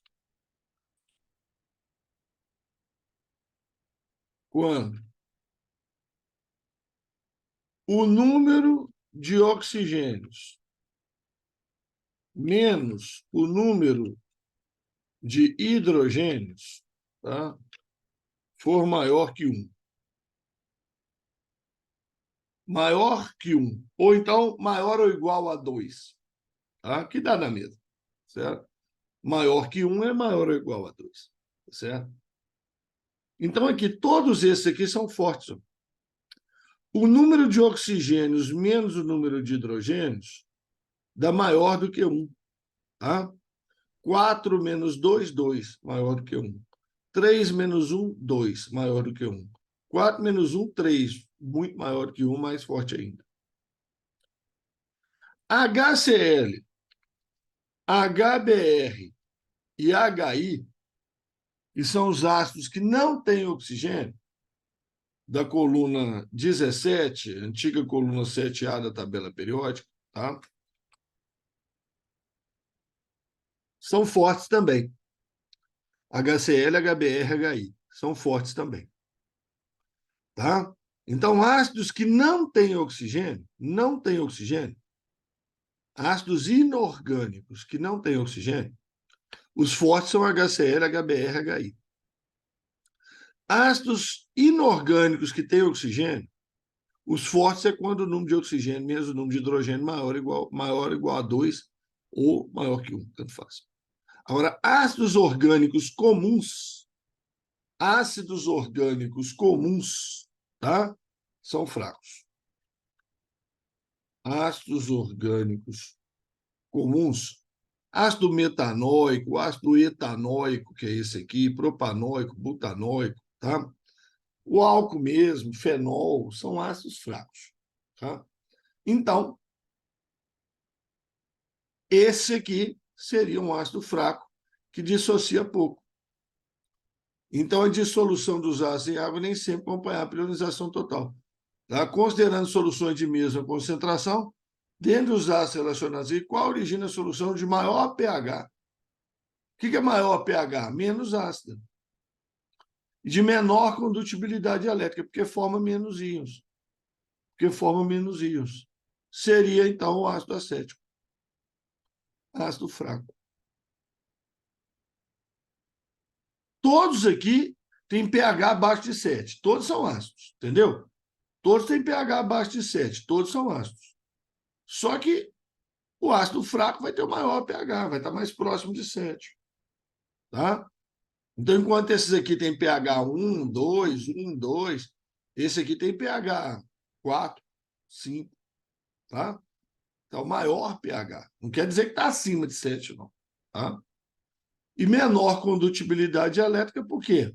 Porque ele forma menos íons, né? Não ioniza muito, ele forma menos íons. Então, a condutibilidade elétrica é ruim. Tá?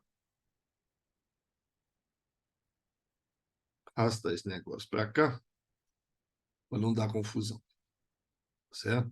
Então, esse ácido orgânico comum aí, ó, poderia ser a situação desse tipo, ácido fraco. Ácido fraco. Beleza?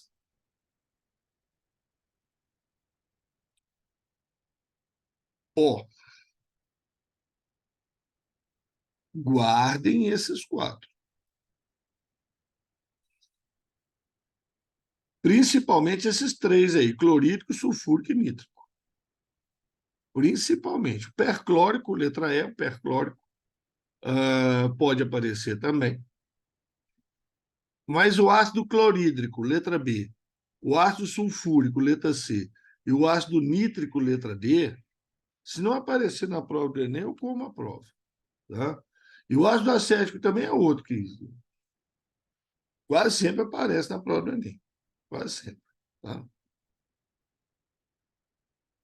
Existem vários conceitos para definir o que é um ácido e o que é uma base.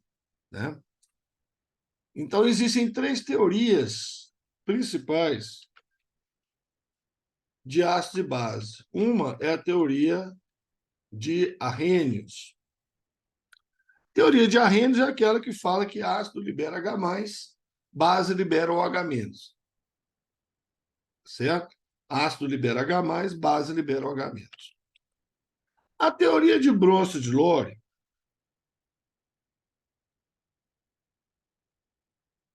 fala em doadores de prótons e receptores de prótons.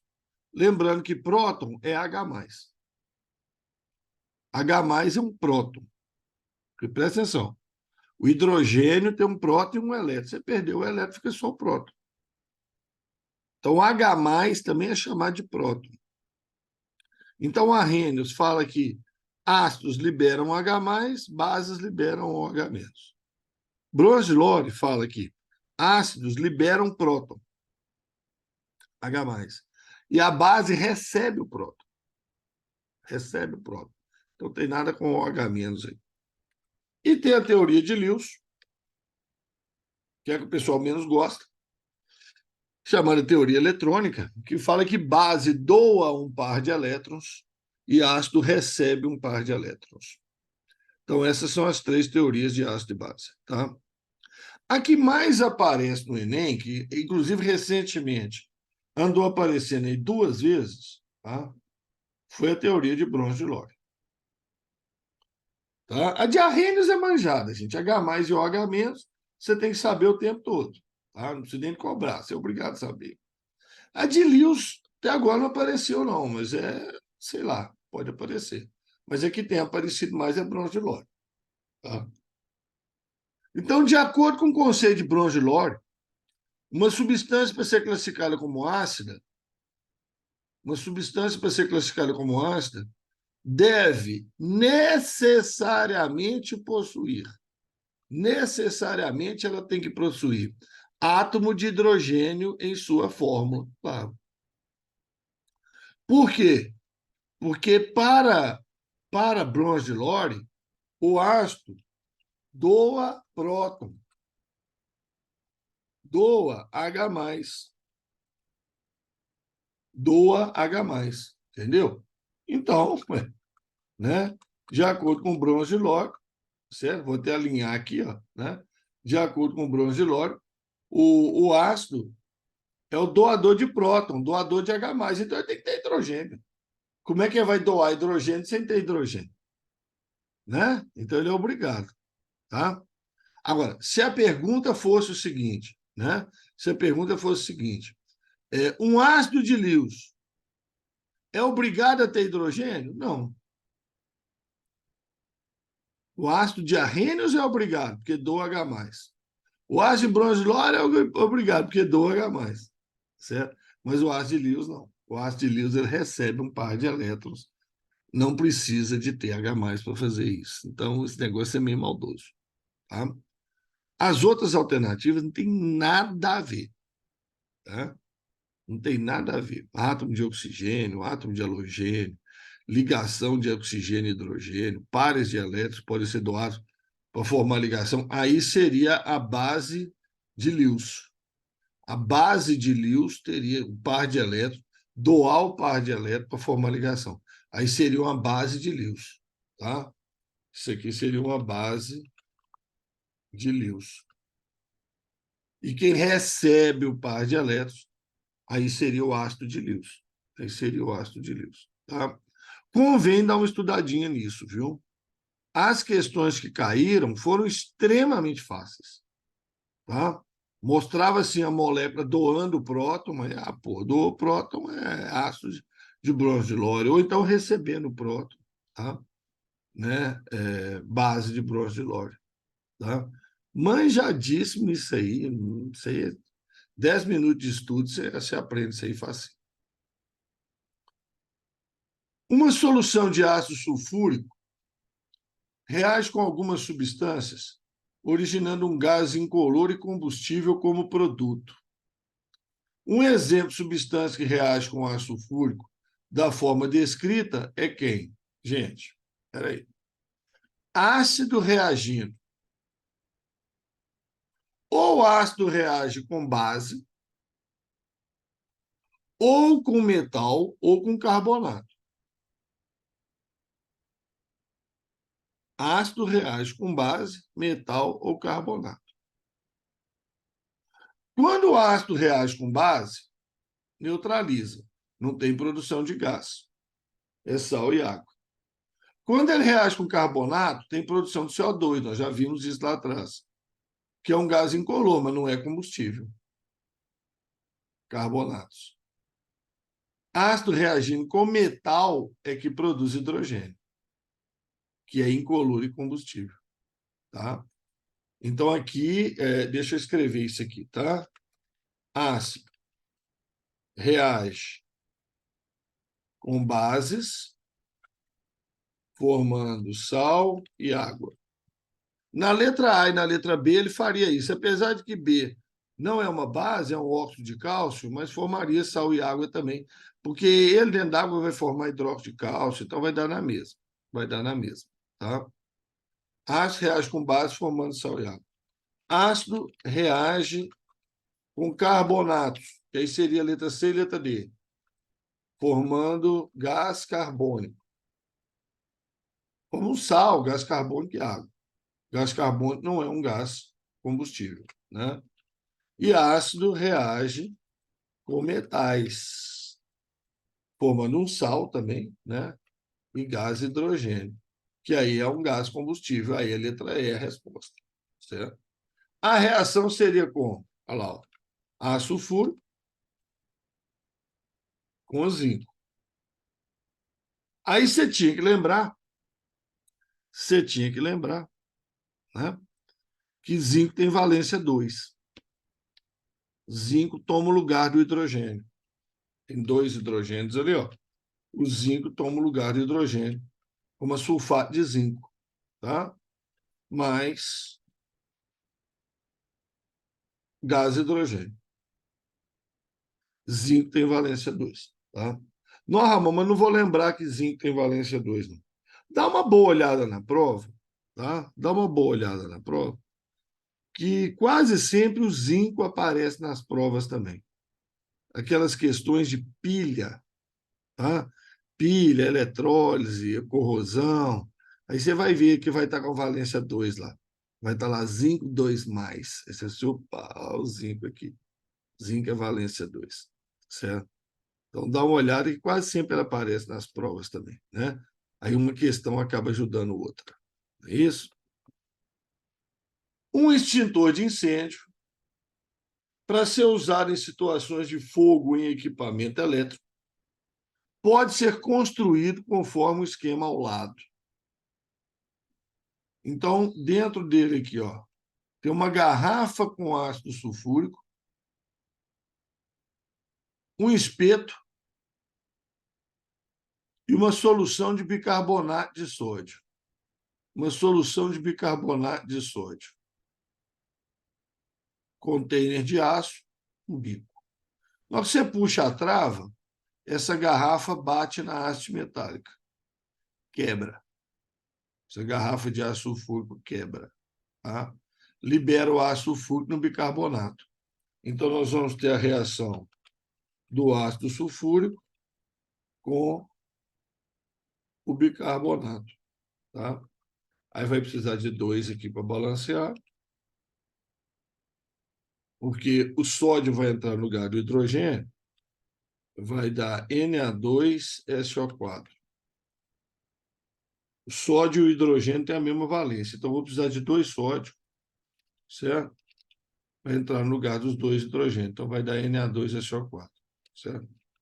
Aí formaria um H com HCO3, H2CO3. Outro H com HCO3, H2CO3. Só que o H2CO3 ela é instável, né? Nós falamos isso numa aula aí para trás, eu acho que na aula 5, acho. Nós falamos isso. O H2CO3 ela é instável. Ele quebra dando água e CO2. Ele quebra dando água e CO2. Certo? Então, durante o funcionamento ocorre reação química, que é o ácido com carbonato, que eu havia falado. O ácido com carbonato forma gás carbônico, né? Isso é manjadíssimo, tá? Isso é manjadíssimo. E esse gás carbônico aqui, ó, vai ser liberado e ele vai afastar o oxigênio. Não é que o gás carbônico apaga o fogo, não. Não é isso, tá? O gás carbônico tem a propriedade de apagar o fogo. Não. O que faz o fogo acontecer é o oxigênio, comburente. Na hora que você joga o CO2, o ambiente fica rico em CO2 e expulsa o oxigênio. Aí o fogo apaga, porque não tem oxigênio.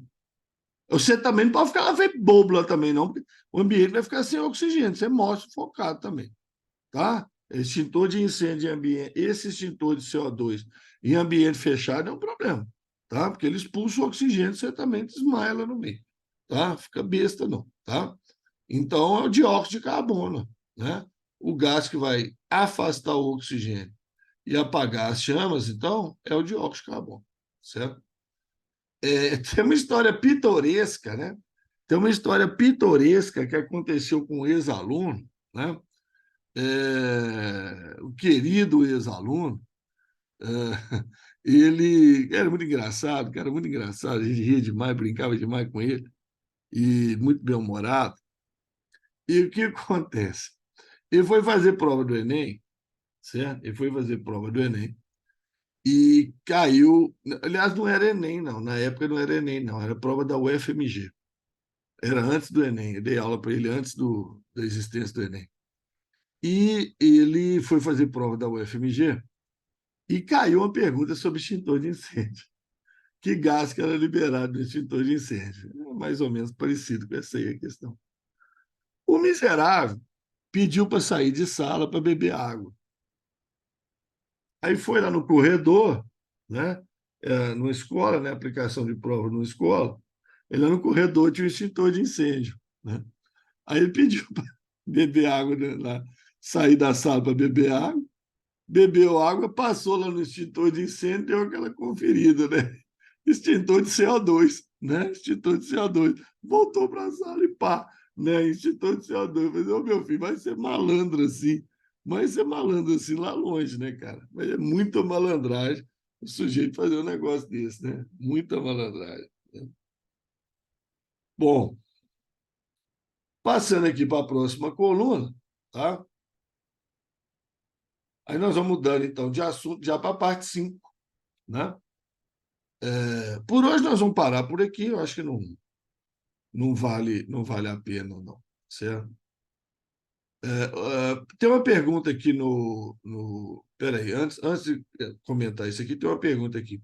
Ramon, mas agora os extintores são de pó químico. É para evitar intoxicação? Não, tá? Não. Não é bem assim a história, não, tá? Nós temos três tipos de extintores, tá? Nós temos três tipos de extintores. O extintor de pó químico, ele é usado para líquidos combustíveis. É o extintor que tinha nos carros, obrigatoriamente nos carros, né? Deu até uma confusão danada aí e tal. Hoje ainda é obrigatório em ônibus, caminhão, etc. O pó químico, ele cria uma película em cima do líquido, tá? Gasolina, álcool, diesel, tá? E evita ali a combustão, paralisa a combustão, tá? Extintor de pó químico. É para líquidos inflamáveis. Ainda existe o extintor de CO2, tá? Que é para incêndios em equipamentos elétricos, que o CO2 afasta o oxigênio e o fogo apaga, que você não pode jogar nem pó químico e nem água em equipamento elétrico. Que é aí que vai dar curto mesmo, aí que vai zangar o negócio. E existe o extintor de água pressurizado. Tá? O extintor de água pressurizada é usado em equipamento, em incêndio de sólidos. Tá? Papel, madeira, tá? Papel, madeira, aí você usa água. Aí você usa água pressurizada. Tá? Então, existem os três tipos de extintor: pó químico, líquidos inflamáveis. Tá? CO2 equipamento elétrico. E água pressurizada, sólidos inflamáveis. Tá? Vou escrever isso aqui porque é bom. Tá? Extintor, pó químico, líquidos inflamáveis. Tá? CO2, equipamentos elétricos. Tá? E água pressurizada, sólidos combustíveis, como papel, madeira, tá? Essas coisas, tá bom? São os três tipos clássicos de extintor, tá? Que tem. Bom, então para a próxima aula, então a gente vai entrar na parte 5, transformação química e energia. Então, aqui, olha só, tem uns assuntos que eles gostam, tá? É um capítulo que sempre cai, também, sempre. Já falei com vocês. Essas partes sempre caem. Né? Então, você pegar as partes, você sabe que alguma coisa isso aqui vai cair.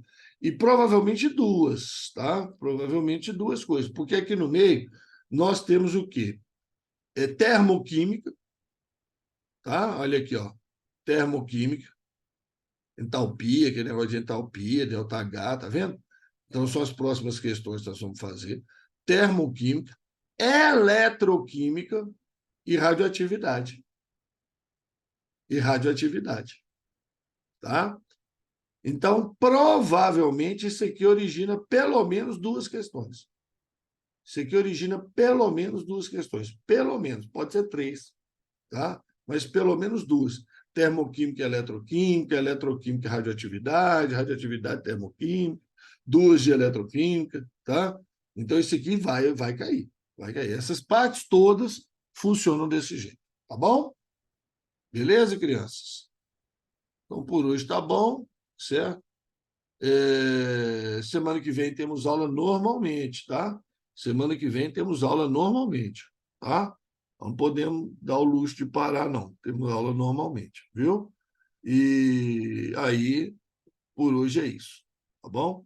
Braço grandão para vocês, vai torcer pro Corinthians aí, dá uma força para nós aí, tá? Tchauzinho para vocês. Abração, boa noite, boa noite. Eu que agradeço a vocês.